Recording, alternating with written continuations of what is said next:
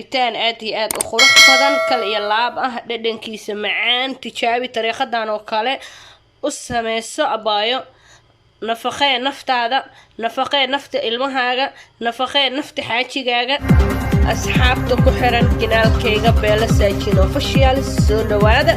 inta ku cusub kanaalkayga idinkana soo dhawaada subscribe ka saara gambaleelka furta like ka share ka commentiga dhiirigelinta intaba ha iga ilaawina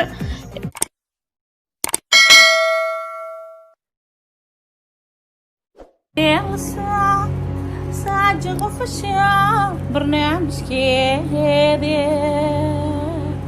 Bella Saajin Official barnaamijkeeda waa loo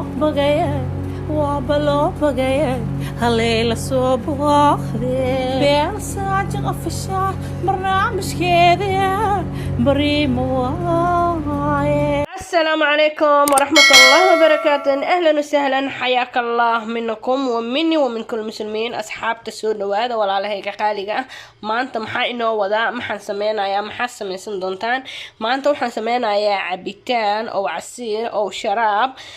ما شاء الله آد فيتامين قروح بدن لدن كيسات ومعان وحن كسمينا يا سيدا أركتان موس أبوكادو سكر حليب بني عانها شاها عدسكا بني آدو في عينها وفيتامين إيو فانيلا سيدا عرفتان فانيلا أنا كسمينا إن شاء الله إلى السعودة سفي يعني إلى السعودة طريقة دا وسمينا وطريقة قروح بدن كل يلعب هل كانوا حنوجر هذا أخش وبرفكي كان وأبوكاده هذا وحاكها إلى السعودة هذا نوح أخذ الشوايا موسكي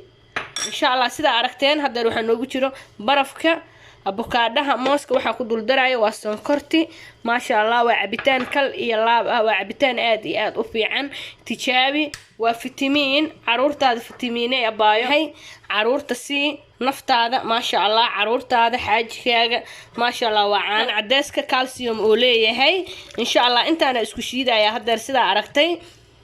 سيدا أركتان أصحابي هذا روح اسكشيدا يا وأبوكاده موسكي سنكرتي برفك iyo caanaha cadeyska loona waa sida idin tusay ma sha Allah waa caano kal iyo laab ah protein leh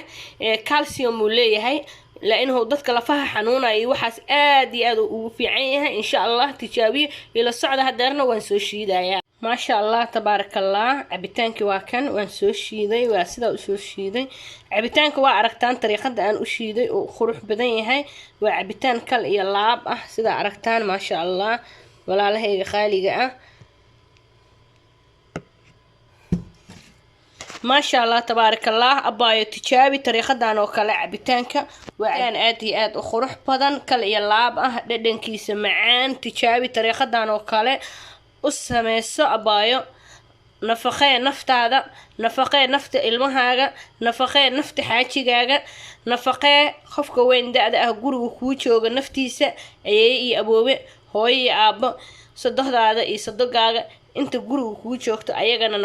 nafaqo weeyaan cabitaanka marka sidaan ugu sameyso ma sha Allah waa si kal iyo laab ah sida aragtid ma sha Allah waa u jeedaan cabitaanka insha Allah isla socod wanaagsan waa ku mahadsantihiin daawashaalkiina